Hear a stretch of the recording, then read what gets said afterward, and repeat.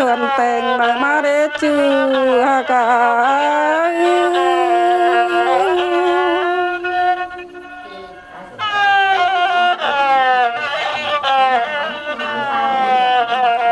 เนินนองบ่ได้เงาส่วนน้อยมาเดจูฮาเกเชิงใบนา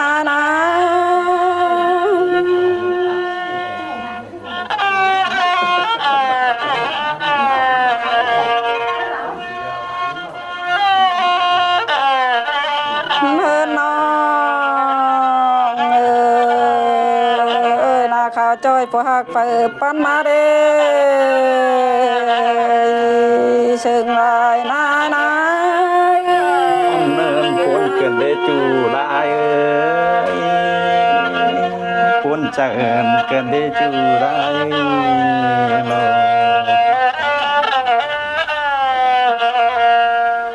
นินน้องฟ้าเสียงเดียวน้องดาเรนดาวนี่ไอ้นี่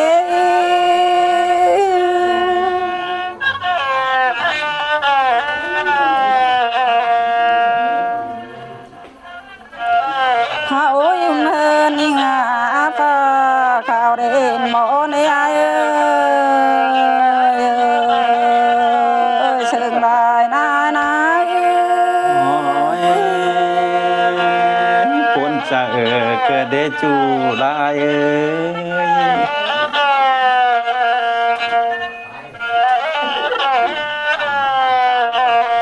นั่นเมย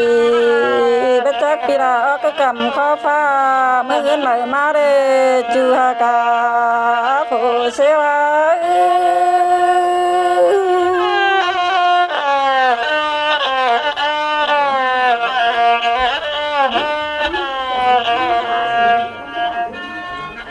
นั่นยังไงบัจจัยเอาก็สอกกระไรเท่ารอซึ่งนายนับปีนาย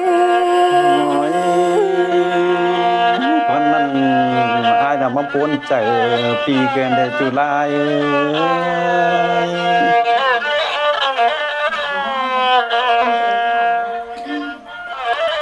เนินเบจักปีเอาก็กองนินดื้อใต้ซ้อนดินเกี่ยวไรรอจูฮากาผู้เสวาปนได้นะจูได้นะ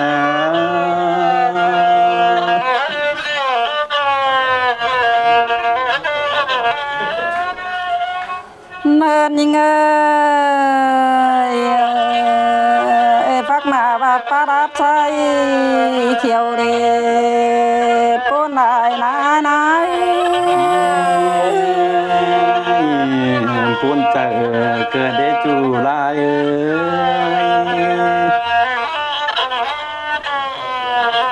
เนินบัจจักเกี่ยวไตบูรอคนยิงนี่นอจุรายังไงปนเกินได้จูลาย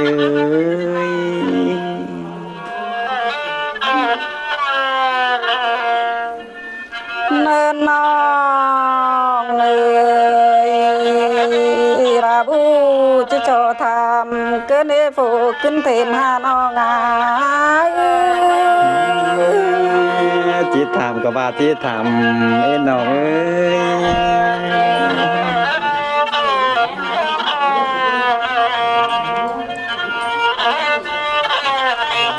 เนิ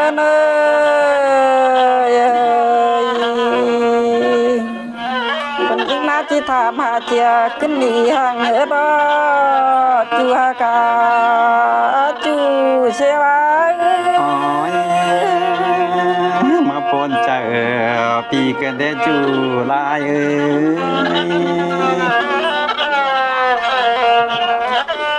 เนินน้องดาที่ตามหาเจียกันก็ชื่ออินโน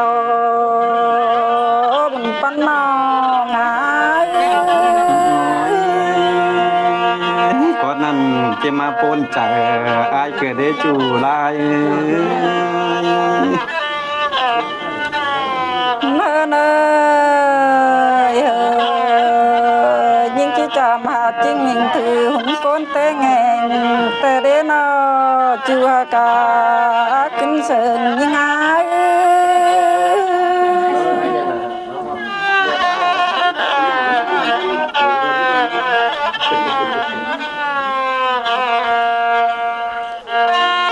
เมื่อน้อ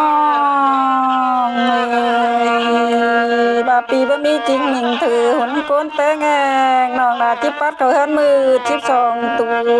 ได้โผล่ขึ้นเทนหาน้องอาย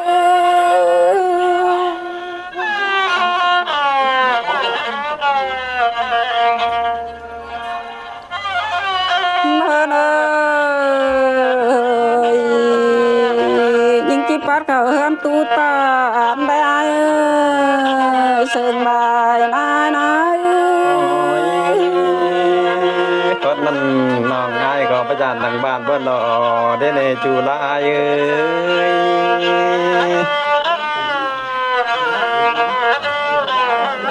เมื่อน้องเอ้ยได้หามือน้องนาทั้งเจ้ามานแยงดูถอยโรโผล่ขึ้นมา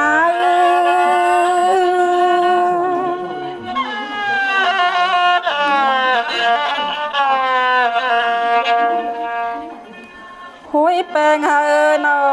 ยิ่งดูไปจือจิรูดาจูฮากาสึงนายนานาปนได้นะจูลายนะ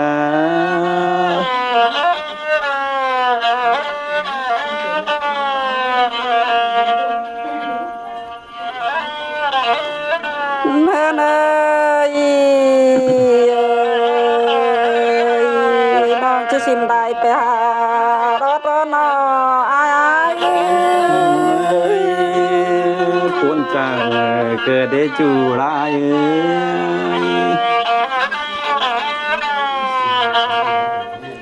คุณเอิญเป็นยังก็เขาจะเป็นสาวน้อยก่อนนี่เนาะ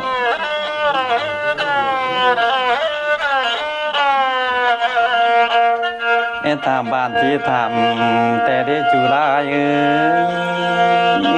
สึงนายเนี่ย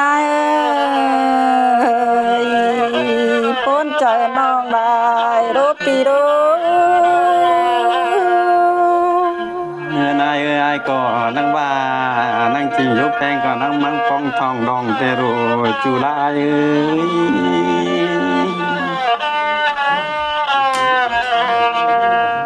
นั่งจิงยกลองก็นั่งดงฟองทองแป้งเตโรใจก็นั่งปูนกันแต่นะจูลาใจนะหาอ้อย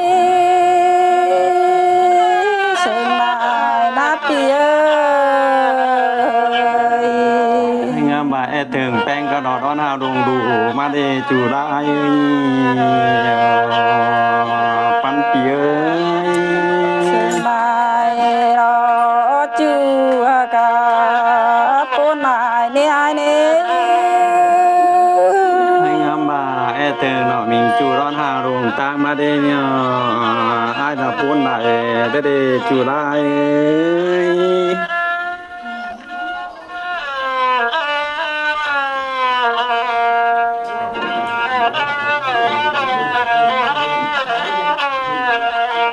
งามบ้านอกดาอันนี้น้องปีนี้งามบ้าเนี่ยจะนำน้องงามบ้าจานมีป่าไอ้ก็ไอ้มาทำข้าวป่าก็ได้จุฬาทอดนานนอความเดียวกันเมจูรายิงเนงามบ้าจานนั้นเนี่ยมีเขาไอ้ก็ไอ้ทำข้าวเขาแต่น่าจุฬานะที่มายินเสิงกันเดอายปนเจอเกิดได้จุฬานี้